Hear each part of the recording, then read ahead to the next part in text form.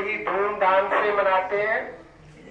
तो आप सभी को सबसे पहले तो नवरात्रि की बहुत बहुत मुबारक हो, मुबारक हो, मुबारक हो। अब आज हम आपको नवरात्रि का महत्व बताते हैं। नवरात्रि का क्या महत्व है? नवरात्रि का मतलब ये हुआ कि अगर हम नवरत्न बनना चाहते हैं, अष्टरत्न नवरत्न आपने सुना होगा, अंगूठियां भी बनवाते हैं कि साहब अष्टरत्न की अंगूठी बनानी है या नवरत्न की अंगूठी बनानी है। तो अष्टरत्न और नवरत्न किसे कहते हैं?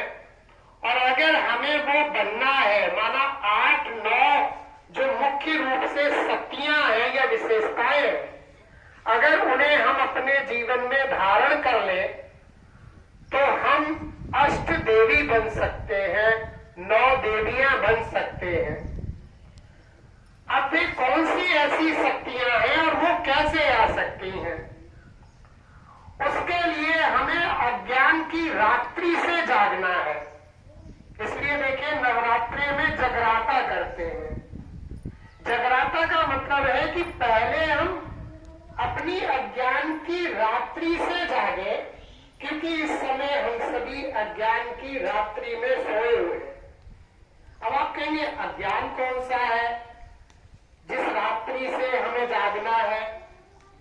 तो सबसे पहले तो सबसे बड़ा अज्ञान ये है कि हम सब अपने को देह समझते हैं, और इस देह समझने से ही सबसे बड़ी दुख और अशांति का कारण बनता है। अगर हम शरीर ना समझ अपने को आत्मा समझे तो आधा हमारा दुख और अशांति स्वतः समाप्त हो जाता है। संसार में जितनी भी दुख, अशांति, लड़ाई झगड़ा है, वो सारा का सारा देह समझने से है। तो सबसे पहले ज्ञान हमें ये चाहिए कि हम शरीर नहीं, हमें आत्मा है। तो इस अज्ञान की रात्रि से, माना अज्ञान से हमें जागना है। फिर दूसरा ज्ञान हमें ये चाहिए कि हमारे पिता परम आत्मा है।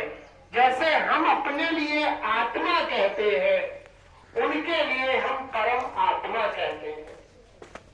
माना वो हम आत्माओं के पिता परम पिता परमात्मा है।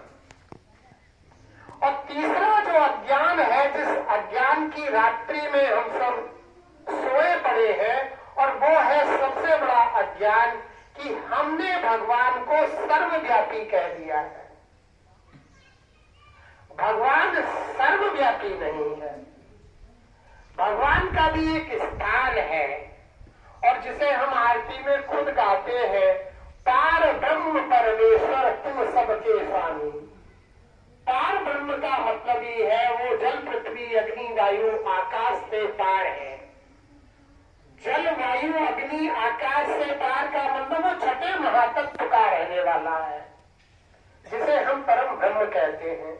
तो परमात्मा परम ब्रह्म के रहने वाले हैं।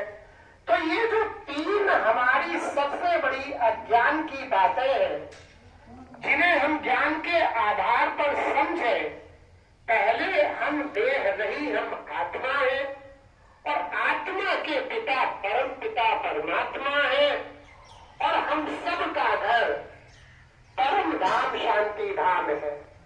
आप देखो, जब कोई शरीर छोड़ देता है तो शरीर छोड़ने पर मुस्लिम धर्म में आप जाएंगे तो वहां दफना दिया जाता है, और आप सनातन धर्म में जाएंगे तो वहां अंतिम संस्कार में जला दिया जाता है। लेकिन जब हम उसके घर पर जाकर उसके बारे में पूछेंगे तो यही कहते हैं कि वो तो ऊपर चले गए। तो ऊपर कहाँ चले गए? जब जलाया आपने नीचे है, दफनाया नीचे है, तो ऊपर कहाँ चले गए? इसका मतलब ये है कि आत्मा का जो रहने का स्थान है वो ऊपर में कहीं है। और जब कभी भी कोई बात होती है तो भगवान के लिए भी हम कहते हैं ऊपर वाला जाने, कभी सुना है नीचे वाला जाने? किसी के मुंह से सुना नीचे वाला जाने? क्या कहेंगे? ऊपर वाला जाने। इसका मतलब यह है कि परमात्मा का रहने का स्थान कहाँ है? ऊपर में है। ऊपर में वो है ब्रह्म लोक, जहां के परमात्मा रहने वाले। तो इस ज्ञान की रात्रि से हमें जागना है। वैसे जगराते करने से हमें कोई फायदा नहीं होता है। रात भर जागते रहे और हम कीर्तन करते रहे, उससे हमें कोई खास फायदा होने वाला नहीं है। थोड़ा सा मनोरंजन हो जाता है, सोच लेते हैं कि ठीक है भगवान का, देवी का हमने व्रत किया, आज रात में जाग लिए, जगराता हुआ। लेकिन क्या हम अज्ञान की रात से जागे हैं? क्या ज्ञान का प्रकाश हमारे अंदर आया है? तो सही में तो नवरात्रि का मतलब ये है कि अंधकार की रात्रि से जब हम जाग जाते हैं तो हमारे अंदर 8 शक्तियां आ जाती हैं। माना वो 8 शक्तियां हैं जिनके आधार पर अष्ट देवी को जगराते के रूप में सजाते हैं, उनकी पूजा की जाती है। अब बात आती है कि ये 8 देवियां कौन कौन सी हैं। सबसे